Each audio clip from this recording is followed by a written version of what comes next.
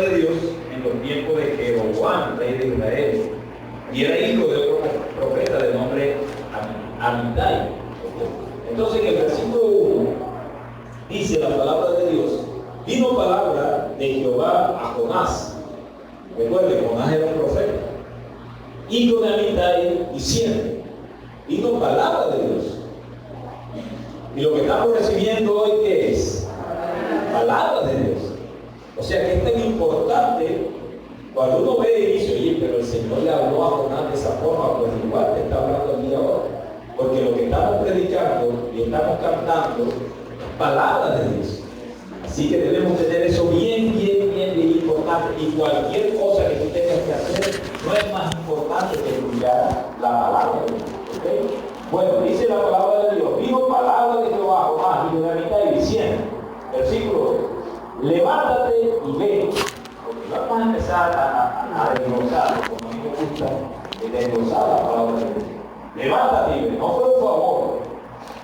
O ahí dice, por favor, Jonás, si no estás muy ocupado, o sea, si no estás escribiendo por WhatsApp, si no estás viendo el Facebook, o sea, si es posible. Hoy le dice: levántate y ve. ¿Sabes que el Señor no te va a pedir ningún favor? Yo quiero buscar en la Biblia donde Él diga: por favor, David, si no estás muy ocupado, sal y Él no lo va a hacer. Porque Él es Dios todopoderoso. Lo que necesitamos obedecerle somos nosotros. Nosotros debemos andar así como mirando a ver qué dice el Señor para obedecerle. Eso es lo que nosotros debemos hacer. Entonces, Él le dice a Jonás: levántate y ve. Un mensaje claro: levántate y ve. Y alguien diría: pero es que así era fácil, porque en el Antiguo Testamento Dios le hablaba a la gente y listo, la gente entendía sencillo.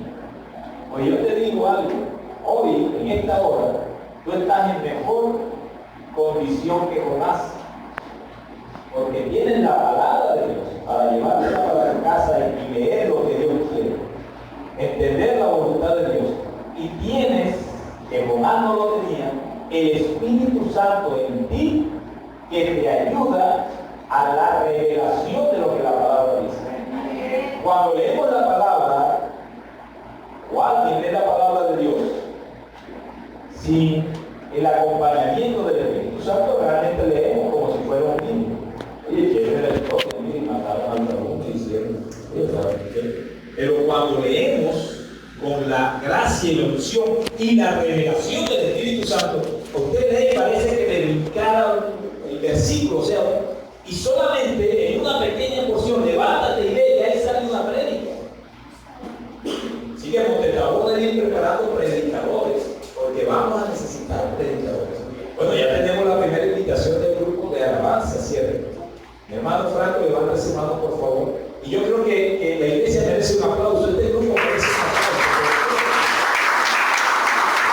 Ya tenemos la primera invitación de una iglesia hermana para que el grupo de Montetabor, o que Dios le dio a Montetabor, vaya y ministre una actividad especial que va a haber. Yo creo que eso es una bendición. Yo creo que es una bendición, porque primero para nosotros es de gran bendición poder apoyar a cualquier iglesia que lo necesite. Entonces, ¿qué estoy viendo acá? Yo estoy viendo cara de futuros predicadores. Si usted cree que usted va a llegar y va a estar todo el tiempo sentado ahí, yo creo que usted está equivocado. Porque la palabra dice que la mies es mucho el trabajo, y los obreros son poquitos. Y dice que el Señor necesita enviar obreros a su mies. Y si usted está aquí, pues yo entiendo que usted quiere servirle al Señor. Así que yo creo que esta porción bíblica tiene algo que ver con eso. Levántate y ve a Nínive. Gloria al Señor. ¿A dónde lo envió? A Nínive. Nínive era la capital del imperio asirio. Era el imperio que en ese momento, como el imperio romano, en un momento tenía el control, el imperio asirio. Era un imperio fuerte y cruel. Nínive era la capital. ¿Y qué le dice el Señor a Jonás? Levántate y ve a Nínive, aquella gran ciudad. Lleve, coronó Jonás. Lo mandaron a una capital con gastos pagos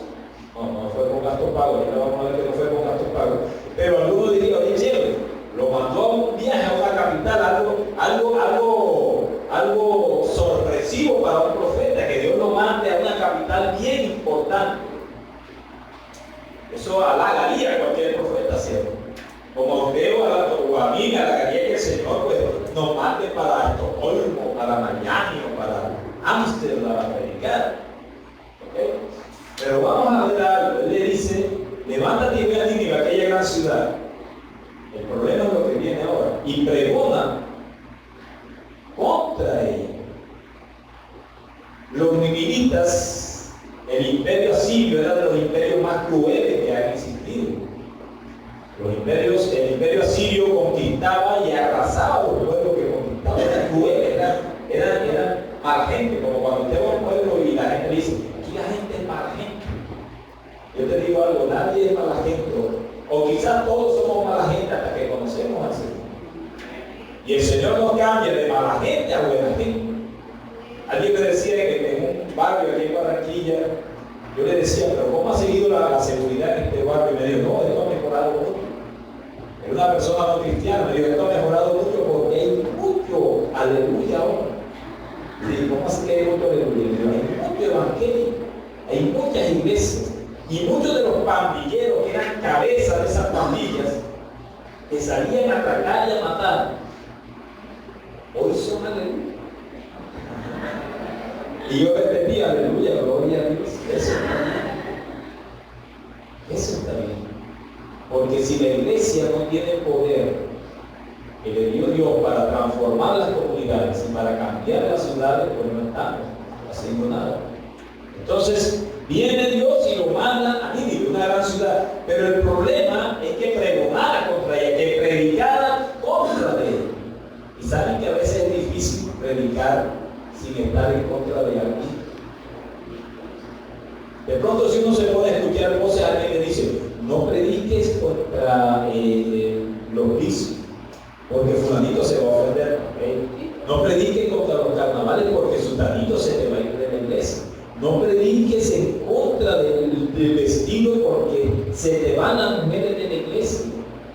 Y yo le decía a esa persona, es que yo no puedo predicar lo que yo quiero, yo tengo que predicar lo que la palabra dice, sencillamente. Lo tengo que hacer. Porque si usted va a una iglesia donde le predican lo que usted quiere, pues realmente no lo están ayudando. No lo están ayudando. Necesitamos predicar lo que el Señor quiere que prediquemos. Él mandó a Jonás a Nínive y le dijo, pregona contra ella porque ha subido su maldad delante de mí. Me gusta la nueva traducción viviente y quiero buscarla. Bueno, voy a leer aquí, dice, ahí en la nueva traducción viviente, el Señor dijo, pronuncia, o sea, grita, mi juicio contra él. Entonces miren la situación. El Señor mandó a Jonás a una ciudad cruel, sanguinaria, a que predicara, gritando que venía juicio contra él. Y Jonás lo primero que pensó es, me mata. Pero vamos a ver, porque es que esta porción bíblica es bien, porque ha subido su maldad delante de él. De por sí predicar y confrontar a la gente con su pecado produce muchas veces rechazo. Por eso ustedes ven que en una iglesia hay de pronto 500 personas y de pronto el otro domingo hay 495 y los otros 5, ¿qué les pasó? Bueno, no les gustó el mensaje. Pero hay que predicar lo que hay que predicar. Y yo escribía, de por sí predicar produce a veces rechazo. Ahora ir y decirle a ese reino cruel que hay juicio de Dios por su maldad, era tremendo, era peligroso, pero era la voluntad de Dios. Era riesgoso, mi hermana Marta, pero era la voluntad de Dios. Era temerario, era difícil, pero era la voluntad de Dios.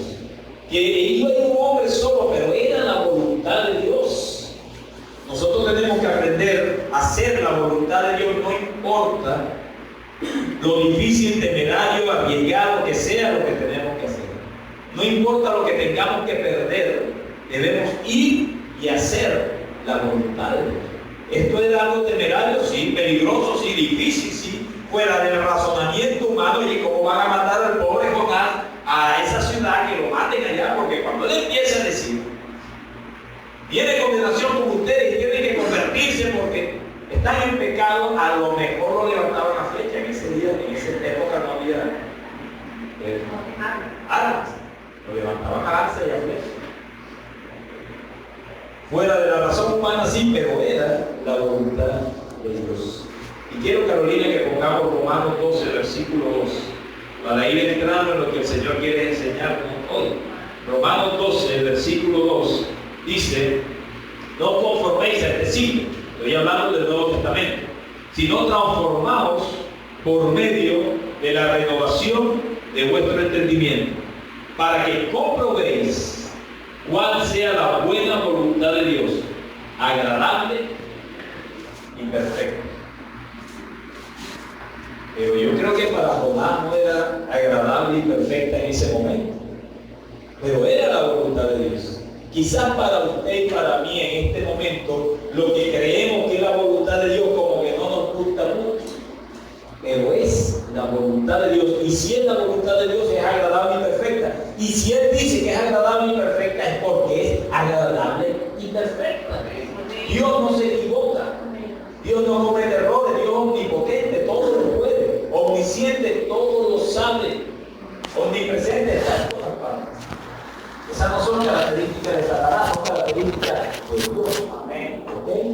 Eso es importante. Es la voluntad de Dios, aunque muchas veces no lo entendamos. Versículo 3 del libro de Jonás, Carolina, capítulo 1. Él iba a predicar porque la maldad de Nínive había subido. ¿Y qué hizo ese profeta valiente? Dice que Jonás se levantó para huir de la presencia de Jehová a Tarsis. Nínive quedaba para allá y Tarsis quedaba para allá. Cuando ese hombre le dijeron, le dijo el Señor: ve a Nínive, no solamente vayas a Nínive, sino ve y predica. ¿Qué tal si un profeta le dice: ves el Señor a Barranquilla el día, ¿cuándo es la batalla de Fernando? Bueno, el día que sea, es el sábado a Barranquilla. Y ponte un megáfono y predícale a toda esa gente que está enmaicenada, disfrazada, todo eso, predícale en contra de eso y dile que eso no es agradable. Yo creo que de pronto el profeta haría como Jonás, cogería para Cartagena, para Santa Marta, para Iguacha, para que sea mayor. Este hombre hizo así, o sea, él se levantó y si nos cortaran de ahí, todo el mundo diría: Jonás se levantó y fue valientemente. No. Así que usted no se sienta mal cuando a veces las cosas que Dios le pone a hacer lo amedrentan, lo aterrorizan. Pero esté seguro que si es la voluntad de Dios, es agradable y perfecta para su vida. Y si usted no lo entiende ahora, algún día lo va a entender. Pero debemos caminar en obediencia, no importa que nuestra razón no entienda. Oye, pero ¿por qué Dios me pone a hacer eso? ¿Por qué Dios permitió eso? ¿Por qué Dios me está haciendo? Bueno, si Dios fue el que lo hizo, eso va a ser agradable y perfecto para usted. Entonces este hombre se levantó para huir de la presencia de Jehová a Tarsis, descendió Jope y hay una nave que partía para Tarsis, un barco.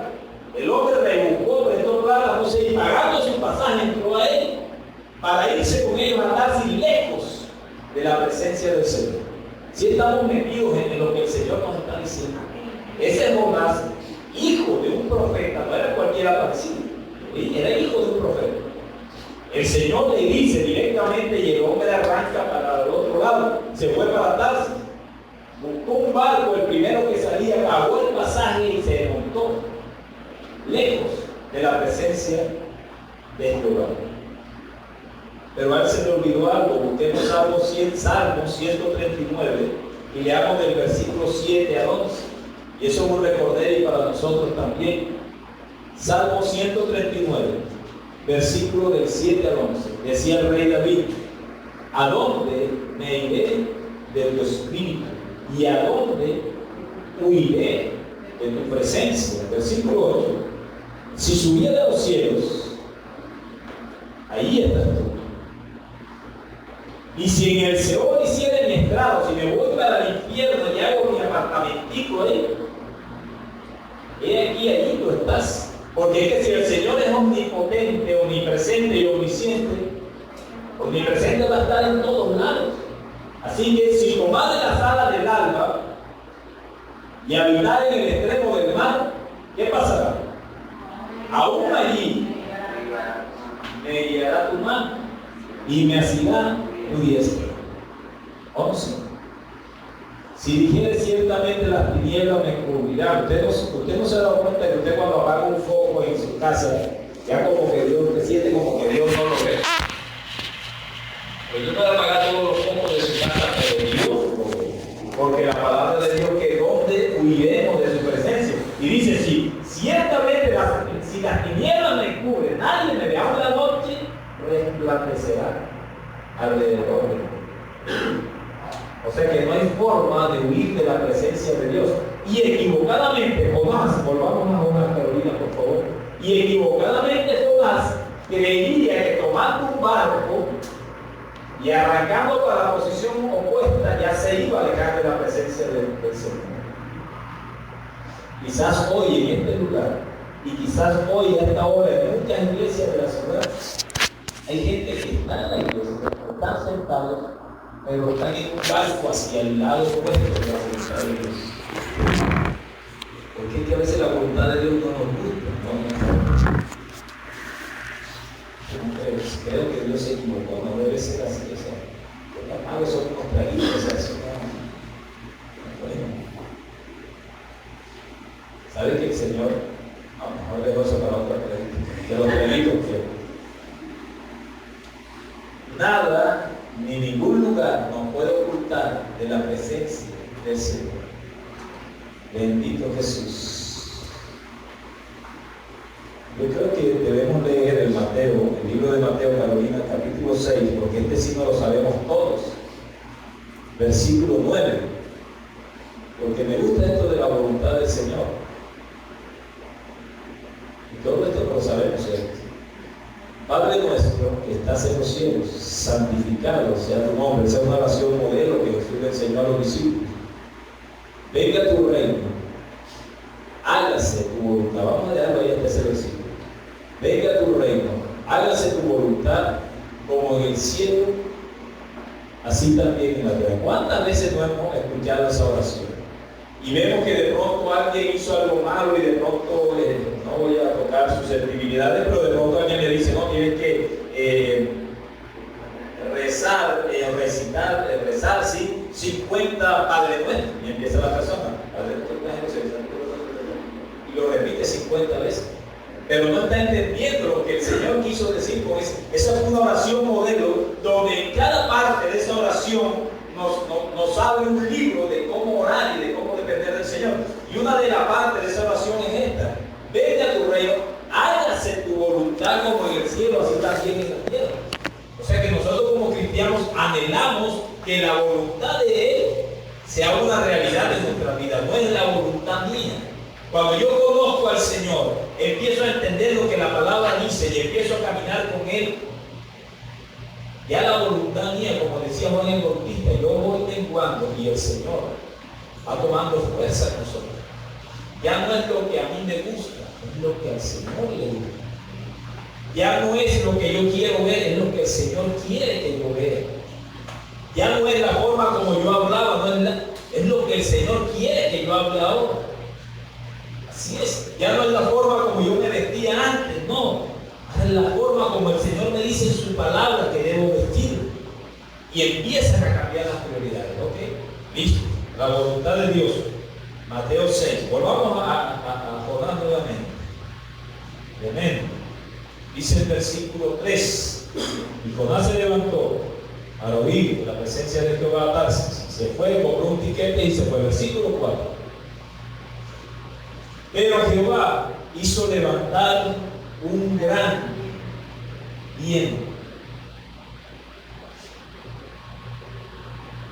¿Quién lo hizo? Fue Dios. ¿Ok? Así que cuando Dios quiere un propósito contigo, y santo Dios, bueno, el propósito de Dios es que yo fuera pastor. Y me le escabullí ¿cuántos años, Marta? Desde el pacto evangélico, como 25 años quizás. Y él me decía, yo me metía para Tarsis y me iba a buscar Tarsis, yo me metía para Jerusalén y me iba para Cartagena y Santa Marta y para acá, para allá, hasta que ya me cogió cuello corto y ya si yo no lo obedecía, bueno, ahorita vamos a ver qué hubiera pasado conmigo. Ya tenía que obedecer. Y tenía que decir, bueno, Señor, sí, ya listo, ok, tranquilo, dijo, no te preocupes, ya te voy a obedecer. Porque esta obra es de Él.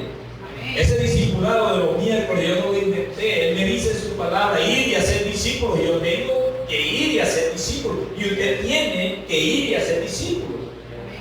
Así es. No hay otra forma, no hay otra escapatoria. Entonces, ¿qué pasó? Jehová hizo levantar un gran viento en el mar. Y hubo en el mar una tempestad tan grande que se pensó que se partiría la nave. Yo creo que el Señor levantará una gran tormenta, si es necesario, para hacer que entienda usted y yo que Él es Dios y que debemos regresar a Él. Muchas veces no entendemos el problema que estamos viviendo, el problemón, la tormenta, la tempestad que estamos viviendo. Pero a veces es exactamente igual lo que le pasó a Jonás. Él arrancó para el otro lado en un barco, iba a toda mecha Jonás. ¿Y qué hizo el Señor? Levantó una gran tormenta y hubo en el mar una tempestad tan tremenda que los marineros decían que parecía que la nave se fuera a partir. Yo no sé si a usted le ha sucedido eso, pero a veces estamos viviendo situaciones que realmente no entendemos y parece que se levantará una tormenta tremenda y parece que el barco de nuestra seguridad, de nuestra economía, de nuestra familia se fuera a partir, a reventar y no sabemos qué es. Pero no puede pasar como Jonás, que el Señor nos iba a la izquierda, a la derecha, perdón, y nosotros estamos caminando a la izquierda. O el Señor nos iba a la izquierda y arrancamos para la derecha. Y se nos presenta una tempestad tan grande que parece que ya todo se acabó. Versículo 5. Qué bonito esta historia de Jonás, ¿cierto? Pero nada más dijeron amén como te vamos a repetirlo. Está bonita esta historia de Jonás, ¿cierto? No, sube el volumen ahí. Está bonita esta historia de Jonás. Bueno, yo les digo algo, más que bonita, es poderosa, porque nos muestra el control y el poder que tiene Dios en nuestras vidas. Usted ya aprendimos, no puede huir de la presencia del Señor. Que apague todos los focos de su cuarto y se meta debajo de la cama. Ahí está el Señor. Por eso yo siempre les he dicho, nosotros debemos estar desnudos espiritualmente ante Dios. Cuando estamos alabando, por eso ustedes ven gente que llora, gente que se quebranta, gente que hace cosas. Pero es por eso, porque están desnudos espiritualmente. O sea, no podemos engañarnos a Él. Podemos engañar al pastor, al sacerdote, al policía, a todo el mundo. Pero al Señor. Versículo 5 dice: y los marineros, o sea, la tripulación del barco, tuvieron miedo. Y cada uno clamaba a su Dios. O sea, no eran cristianos. Allá había una cantidad de dioses. Y clamaban a su Dios. Y echaron al mar los enseres que había en la nave, porque la nave estaba que se hundía, para descargarla de ellos. Pero Jonás, algo interesante, pero Jonás había bajado al interior de la nave y se había echado a dormir. Había un caos en la nave. Los marineros buscando a los diferentes dioses, rezándole, poniéndole velitas, no sé qué harían, haciendo lo posible humanamente hablando. Ellos cogieron todas las cosas pesadas del barco y empezaron a tirar. Así a veces hacemos nosotros en nuestra vida, ¿cierto? Empezamos a hacer lo que humanamente creemos que podemos hacer. Y empezamos a salir de una cantidad de cosas, pero el problema no radica en lo que tú puedas hacer por tus propios medios. El problema radica en lo que tú le permitas a Dios hacer en tu vida. A veces estamos como Jonás, se nos está hundiendo el barco, como los marineros, perdón. Y ellos cogían todas las cosas pesadas y las estaban echando, y ellos no sabían que el problema era que había alguien que se había alejado de Dios. Y ese era Jonás. Versículo 5, estamos en eso.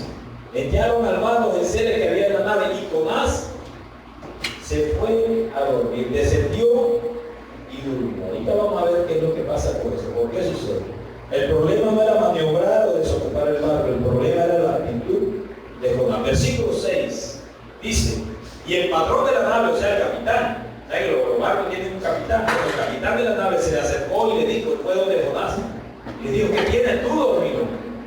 Levántate y clama a tu Dios. Quizás Él tendrá compasión de nosotros y no pereceremos. Ya el hombre, en su experiencia de capitán de barco, sabía que iban a hundirse, que iban a perecer. Y él va donde Jonás y lo estremece y le dice: oye, ¿qué haces tú dormido? Levántate y clama a tu Dios. Quizás Él tendrá compasión de nosotros y no pereceremos. A veces nuestra vida se está hundiendo y nosotros estamos dormidos también. Y necesitamos algo que nos coja y nos estremezca y nos dice: bueno, pero ¿qué? Ya agotamos todo lo que teníamos, ya no tenemos nada que hacer. Pero el barco sigue hundiéndose.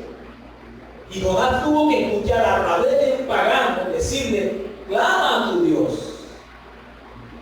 Si nosotros somos cristianos, espero que no llegue el momento que tengamos que oír la voz de una persona inconversa que nos diga: clama a tu Dios. No tienes un Dios poderoso, pues clama a Él. Como aquel profeta en el Antiguo Testamento, y sale una prédica bien chévere. El hombre iba a una actividad y en un momento dado el enemigo era mucho más fuerte de él que él, y él dijo: pero ¿cómo le voy a pedir yo ayuda a los vecinos si yo les he dicho que yo tengo un Dios todopoderoso? No puedo hacerlo. ¿Cómo voy a ir yo corriendo ahora hacia el usurero a que me preste si yo he dicho que tengo un Dios que provee? ¿Cómo voy a ir corriendo para cualquier cosa si yo he dicho que yo tengo un Dios que sana? Eso no quiere decir que no vaya a lo del médico, ¿no? Pero si proclamamos que tenemos un Dios poderoso, debemos comportarnos como personas que creen que tienen un Dios poderoso en su vida. No importa si hay tormenta, si hay lo que sea. Y ese barco se estaba hundiendo y los marineros y el capitán ya no tenían más nada. Le dijo: ¿dónde está ese que se montó allá corriendo en Tarsis que me pagó más de la cuenta? Y fue a buscarlo. Y lo estremeció y le dijo: clama a tu Dios. ¿Qué haces ahí dormido? Levántate. A veces la iglesia necesita que alguien nos grite eso: iglesia, despierta, levántate. Tu ciudad está sumida en una fiesta pagana. ¿Y tu iglesia qué estás haciendo? ¿Estás orando, estás intercediendo porque Dios tenga misericordia de Barranquilla? ¿O eso es problema de ellos? Pues eso no es problema de ellos. Porque el Señor nos dirá a cada uno de nosotros: no estabas en Barranquilla. Tú sabías lo que sucedía en Barranquilla. Tú intercediste por Barranquilla. ¿O no fuiste sensible a que esta ciudad se estaba destruyendo por las fiestas paganas? Así que no crean que esto le sucedió a Jonás. Cada uno de nosotros tenemos que estar apercibidos de él. Levántate y clama a tu Dios. Quizás Él tendrá compasión de nosotros y no pereceremos. Versículo 7. Y dijeron cada uno a su compañero: venid y echemos suertes, para que sepamos por causa de quién nos ha venido este mal. Y echaron suertes, y la suerte cayó sobre Jonás. De alguna forma, la suerte señaló a Jonás como causa del problema. En el versículo 8, entonces le dijeron ellos: decláranos ahora por qué nos ha venido este mal. ¿Qué oficio tienes? ¿De dónde vienes? Ellos empezaron a averiguar: ¿cuál es tu tierra y de qué pueblo eres? Ellos reconocían en medio de su ignorancia espiritual que lo que estaba pasando no era algo normal, era algo sobrenatural. Iglesia, y usted y yo debemos entender que muchas de las cosas que podamos estar enfrentando no es algo natural ni algo, es algo sobrenatural que se enfrenta batallándolo espiritualmente. A veces las dificultades que podemos estar enfrentando no son naturales. Con que saquemos todas las cosas que nos sirven del barco y las tiremos, el barco se va a hundir si no sabemos, no entendemos realmente el trasfondo espiritual de lo que está sucediendo.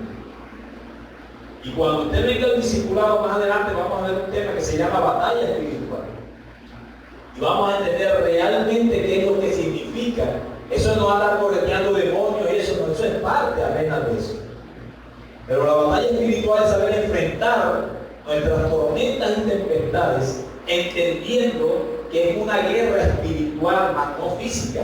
Los marineros estaban haciendo todo lo posible para que el barco no se hundiera y el barco se iba a hundir. Y cuando ellos vieron a Jonás, le dijeron: dinos, ¿de dónde vienes tú? ¿Qué haces? ¿Cuál es tu tierra y de qué pueblo eres? Y en el 9 Jonás les dice: soy hebreo y temo a Jehová. Yo me imagino las caras de esos marineros, porque en Asiria se conocía lo que Jehová había hecho a través del pueblo de Israel. lo conocían. Y cuando en medio de esa tormenta viene Jonás y le dice: soy hebreo y temo a Jehová, Dios de los cielos, que hizo el mar y la tierra. Ni siquiera le dijo un Dios más, le dijo el Dios de los cielos, que hizo el mar e hizo la tierra. No era un Dios más, simplemente y solamente era el creador de los cielos y la tierra. Versículo 10.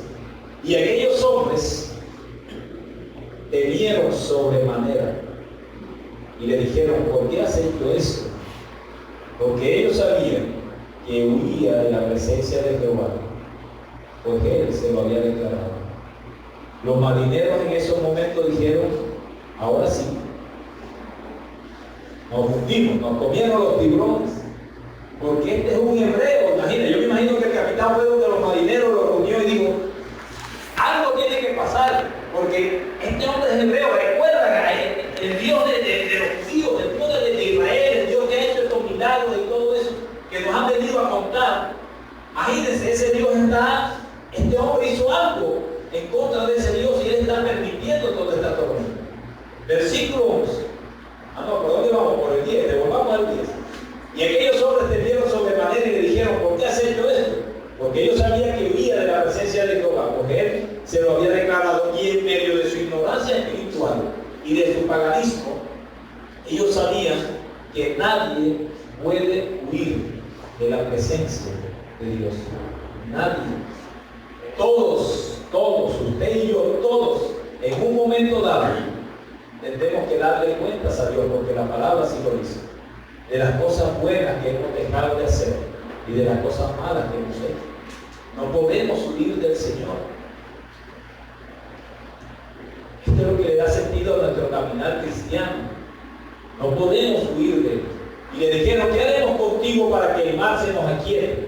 Porque el mar se había embravecido más y más. Imagínense, si el barco estaba que se partía y el mar se había puesto más bravo. Y él, en el versículo 12, él le responde y le dice: tomadme y echadme al mar, y el mar se os aquietará, porque yo sé que por mi causa ha venido esta gran tempestad sobre ustedes. Y voy a hacer un paréntesis aquí. Cuando hay alguien apartado del Señor, alguien que conoció del Señor verdaderamente y se aparta de él, sucede lo que está sucediendo con Jonás. Y es solamente un paréntesis. Cuando alguien conoce del Señor y decide tirarlo a un lado, donde él vaya, va a llegar una tormenta, una tempestad, una maldición. Porque nadie puede huir de la presencia del Señor. Y hay personas que han conocido del Señor, han vivido en la palabra de Dios, Dios los ha utilizado, y en un momento dado han dejado a Dios a un lado. Y aquí sucede, José dijo: porque yo sé, Jonás dice: porque yo sé que por mi causa ha venido esta gran tempestad sobre vosotros. Bendito el Señor. Santo es. Ese es el 12, versículo 13. Y aquellos hombres trabajaron para hacer volver la nave a tierra, mas no pudieron, porque el mar se iba empareciendo cada día más y más contra él. Yo con este versículo. Devolvamos la anterior, Carolina, por favor. Jonás les dice: para que se termine su problema, tómenme, échenme al mar, o sea, una muerte segura, porque un mar embravecido que quiere partir un barco en dos, pues un hombre es como nada, o sea, se lo tragan, ¿no? Él dice: échenme a mí y se soluciona el problema, porque por mí es que está esta tormenta. Y miren qué hicieron los marineros, versículo 13. Y aquellos hombres trabajaron para hacer volver a la nave a tierra, o sea, no tiraron a Jonás inicialmente. No lo tiraron. O sea que era gente buena. Ellos no dijeron: sí, cógelo y tíralo rápido. No, ellos trataron de preservar la vida de Jonás sin conocerlo, porque no lo conocían. Él le acaba de preguntar: ¿quién eres tú? ¿De dónde vienes? Ellos no lo conocían. Pero eran gente buena. Y en tu familia hay gente buena.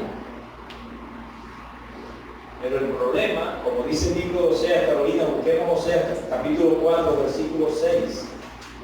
Quizás tu familia no es mala, pero si no conoce a Jesús,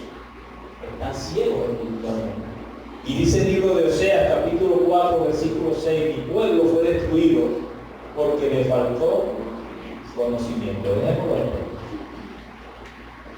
Mucha familia de nosotros no es mala.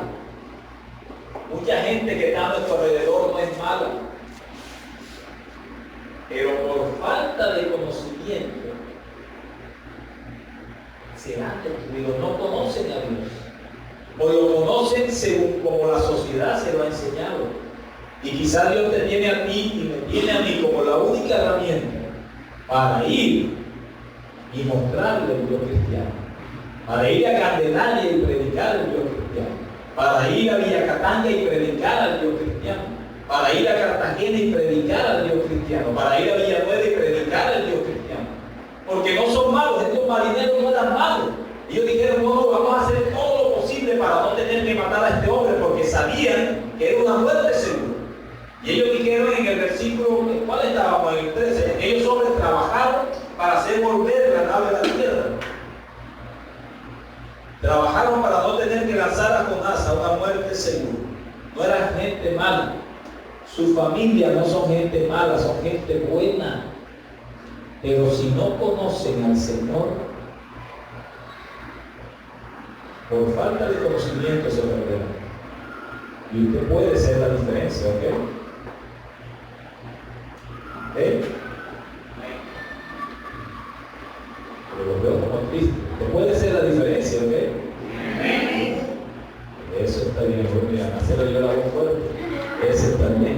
Dice el versículo 13, vamos a repetirlo, y aquellos hombres trabajaron para hacer volver la nave a tierra, mas no pudieron porque el mar se iba embraveciendo más y más y más contra ellos. Versículo 14.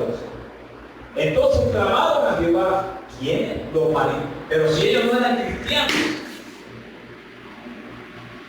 Pero ahí dice, clamaron a Jehová, te rogamos ahora, Jehová, que no perezcamos nosotros por la vida de este hombre, ni ponga sobre nosotros la sangre inocente, porque tú, Jehová, has hecho como has querido. Las personas inconversas en ese momento tenían más luz que el mismo Jonás, porque Jonás estaba en desobediencia. Por eso es más difícil, por decirlo así, que una persona que conoció de Dios y se apartó de Dios vuelva a los pies del Señor.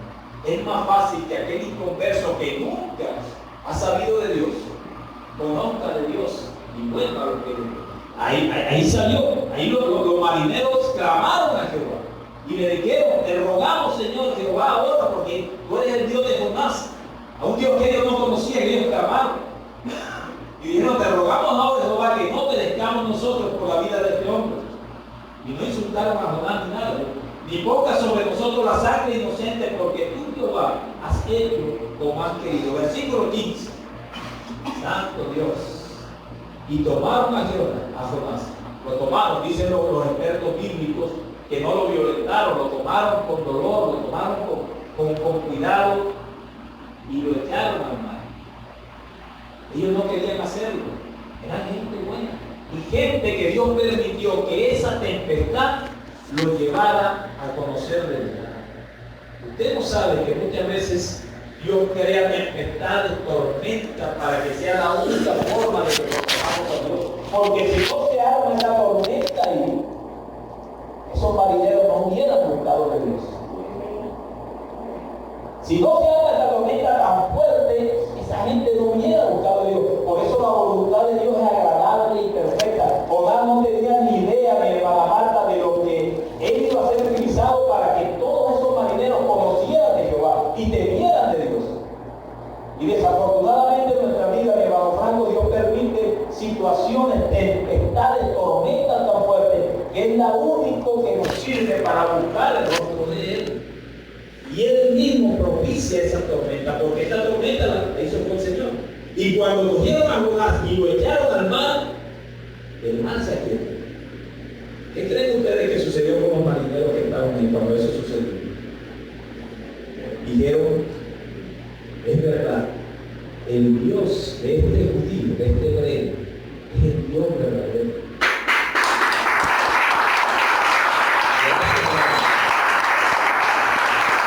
Ellos habían clamado una cantidad de dioses y eso no iba a servir de nada.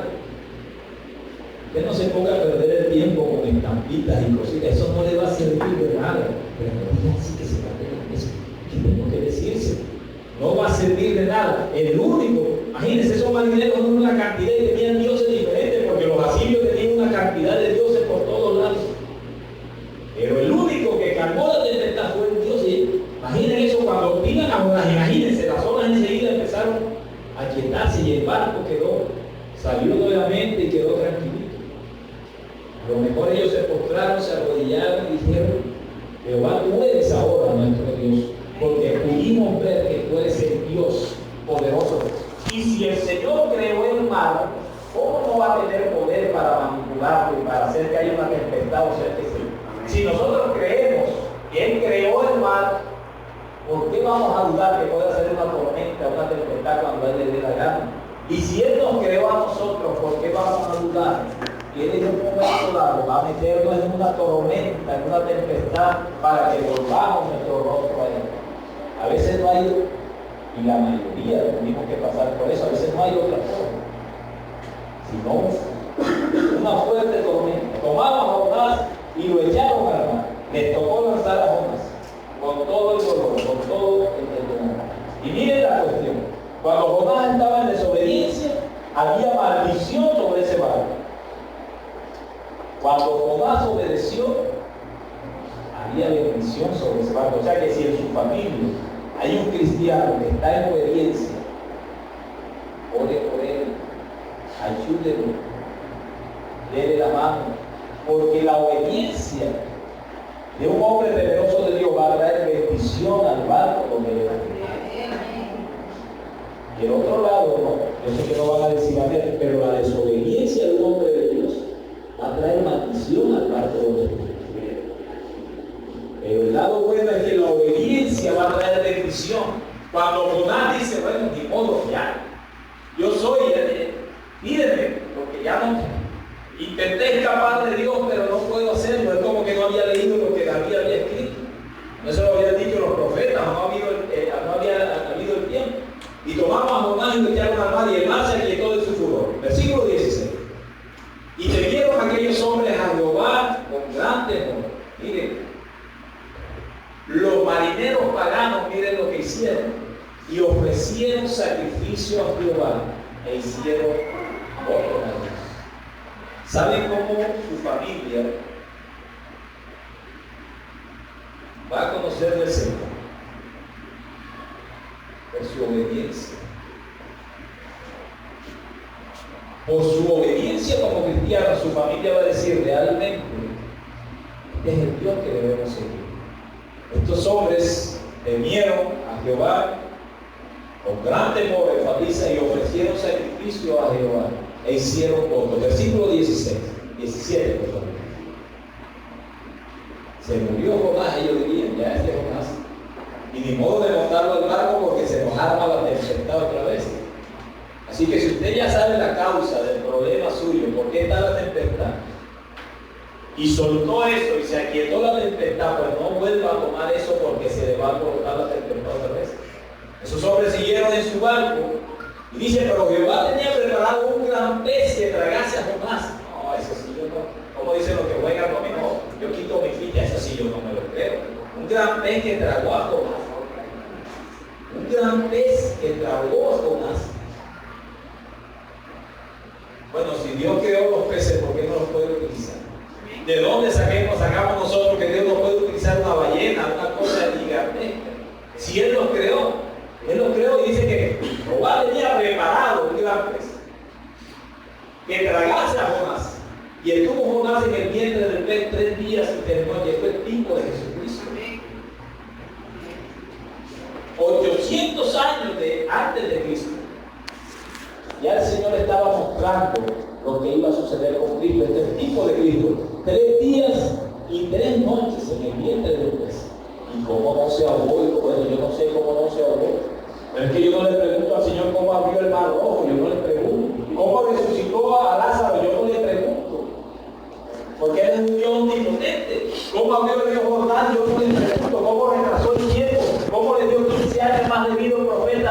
Yo no le pregunto. Yo simplemente creo, porque mi caminar es por fe, no por razonamiento. Yo creo que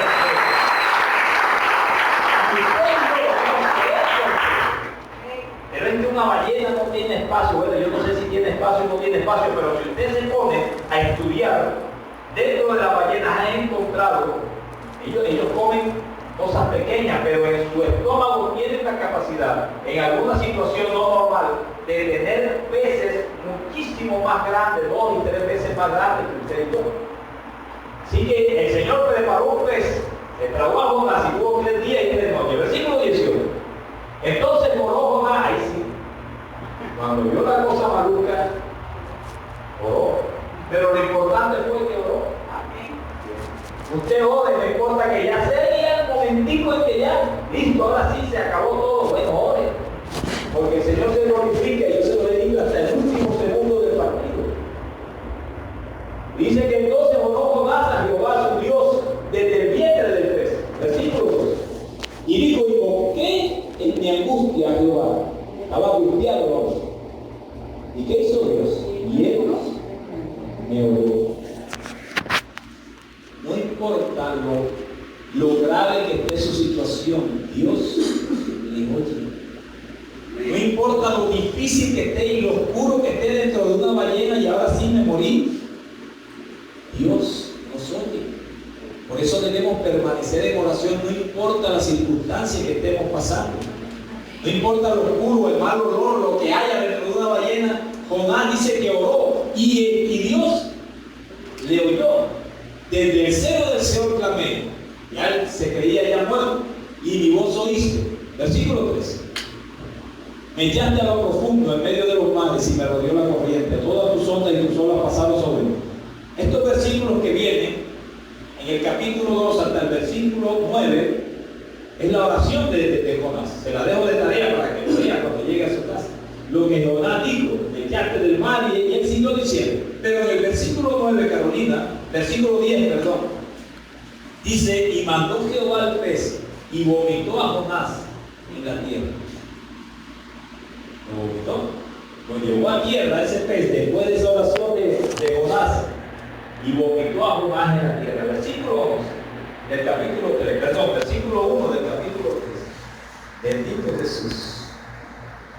Vino palabra de Jehová por segunda vez a Jonás.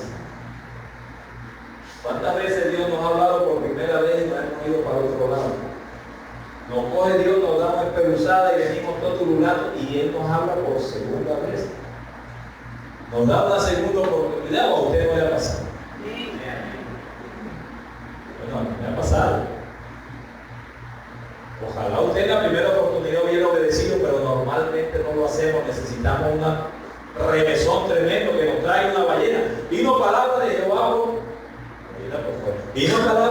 por segunda vez a Jonás diciendo, levántate y ve a Nínive. Ojo, lo mismo que le dijo la primera vez, porque Dios no cambia. Exactamente igual, levántate y ve a Nínive. Nínive era la capital del imperio asirio, aquella gran ciudad. Exactamente igual. Y le dijo, y proclama en ella el mensaje que yo te diré. Ya parece que no fuera el mismo mensaje, pero al principio sí le dijo igual, levántate y ve, levántate y ve.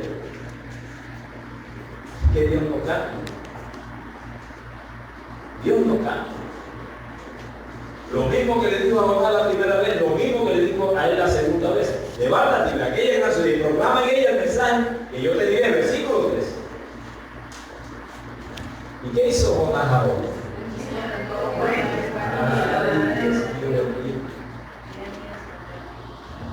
La respuesta de Jonás fue diferente. Si él hubiera obedecido desde la primera vez, no hubiera tenido que sufrir la tempestad ni que se lo tragara esa ballena. Digo yo que es una ballena o un animal así inmenso. Pero cuando Dios le habla por segunda vez y le obedece, que ya él conoció diría que en un pueblo, el tatequieto de Dios. Cuando le habla y le dice, ve y hace, y fue a Nínive conforme a la palabra de Dios. Ahí sí fue juiciosito. Y ahí sí vamos nosotros juiciositos cuando el Señor nos da un cocotazo bien fuerte. Gracias a Dios que aquí no le ha dado cocotazo a nadie, a mí sí me ha dado unos cocotazos. Y ahí juiciosito se fue conforme a la palabra de Dios. Y era Nínive, ciudad grande en extremo. Bueno, nosotros tuvimos una muchacha que se llamaba así, ¿cierto? Dios mío. Ciudad grande en extremo.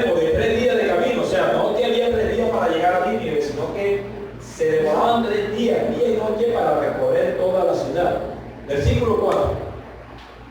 Y comenzó Jonás a entrar por la ciudad camino de un día y predicaba diciendo, imagínense el mensaje que tenía que predicarle a esos asirios crueles y sanguinarios. Pero ya él había conocido que Dios estaba con él y no le daba temor y dijo, de aquí a 40 días Nínive será destruido. Él se imagina aquí en Batalla de Troya un profeta con un megáfono diciendo, Barranquilla, de aquí a 40 días serán destruidos, conviértete, Barranquilla, de aquí a 40 días oye, chévere, de aquí a 40 días serán destruidos. Él se imagina en eso. Bueno, ahora con el nuevo código de la policía lo por la bulla del megáfono, digo yo. Pero miren, él empezó a gritar, y gritaron porque Dios le dijo que proclamara, de aquí a 40 días Nínive será destruida, versículo 5. Y los hombres de Nínive, y esos hombres crueles, dice que creyeron a Dios. Creyeron a Dios. Y los hombres de Nínive creyeron a Dios. Carolina, coloquemos por favor Lucas capítulo 11, versículo 29 al 30, para aprender algo. El Antiguo Testamento no es desligado del Nuevo Testamento. Jonás fue 800 años antes de Cristo. Y en el libro de Lucas, capítulo 11, versículo 29 al 30, Jesús dijo lo siguiente, y apiñándose las multitudes comenzó a decir, o sea Jesús, esta generación es mala, que manda señal, pero señal no le será dada sino la señal de Jonás. 30. Porque así como Jonás fue señal a los ninivitas, también lo será el Hijo del Hombre a esta generación. Así que lo que estamos leyendo hoy no es ajeno a nosotros.